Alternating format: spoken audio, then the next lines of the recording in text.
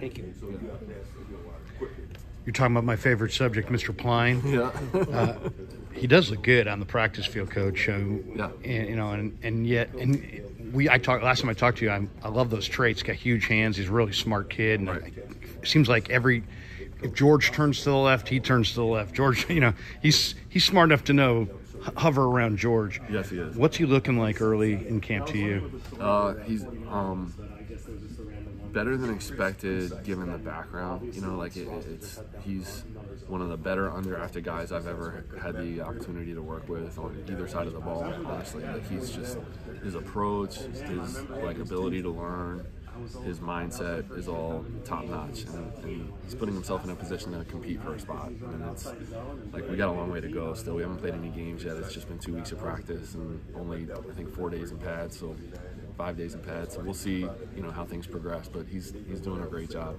It seems like the mental aspect of this game is probably the part that the fans and the media and we all just kind of miss.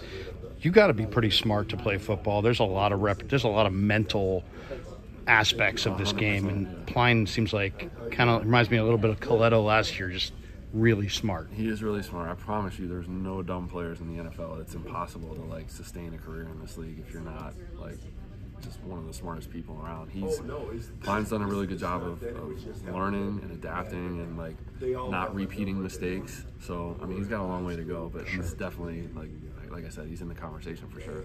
Yeah. Warner and Dwelly were both pretty established guys on this team, but they didn't catch a lot of passes the last 2 years, which has been talked about a lot, I know. George doing almost all the receiving. How important is it to get somebody else or a couple other guys to get in the mix in that way? Yeah, you always want to have a skill set available so that, God forbid something were to happen to George, or, as he's playing more and more years, if you can take some of those snaps off of him, that's a benefit.